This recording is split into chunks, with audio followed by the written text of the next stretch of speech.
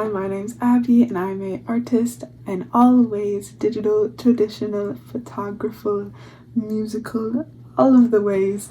And I dabble in a little bit of everything, but today we are going to be focusing on how to make a ProCreate brush. So if you are interested in that, please keep on watching. If you're interested, I do have a follow along sheet that will be in the description. I forgot to mention that, so I'm going pretty fast, so let's get into it and let's start.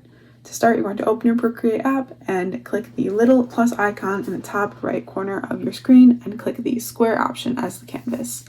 From here, you're going to turn your canvas black. As you can see, I'm doing on the screen. You're going to the layer section, you're going to background color, and you are turning that black. This is just going to help in the process. You'll see why later. From there, you're going to draw whatever shape you want in the canvas with whatever brush you want from the brush library, which can be found in the little brush icon in the top right of the screen. So I chose to draw a little heart with a little heart surrounding it just to add like a little bit of pizzazz. But really any shape you want. I recommend going pretty simple. Don't do anything too heavy for your first brush, but obviously you can continue to experiment as you go. From here, you're going to save your image, which will be going to the wrench, clicking share, clicking JPEG, and then save that image.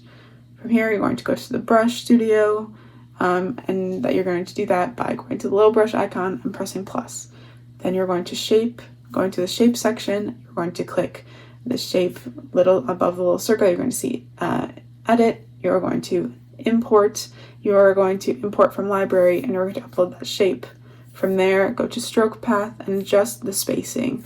This is going to stretch it out or make it a little bit shorter in anything that you do. There are also other little settings you can look at, such as the jitter and fall off, which I can explain more on in a different video, but honestly just playing with them would explain what they do.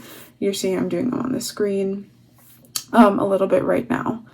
So from there, you're going to go to about this brush, and this is going to help you sign your name on the brush, claim it as your own, and then of course name it.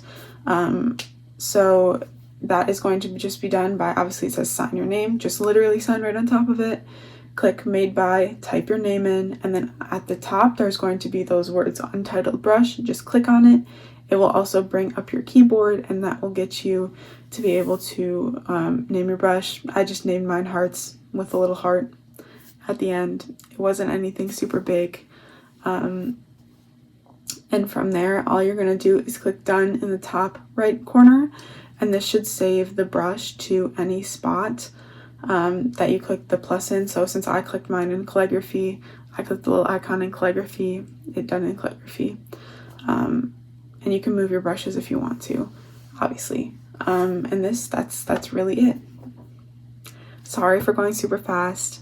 Again, I left the follow along sheet in the description, so it will go a lot slower. This is really for the screen recording and how to do it, and a really quick, really mumbly voiceover. If you want more stuff on this series, please let me know. I will do how to add dimension to your brush. Obviously, these are really short, really easy videos to watch. So let me know. Thanks for watching, and hope you got something out of this.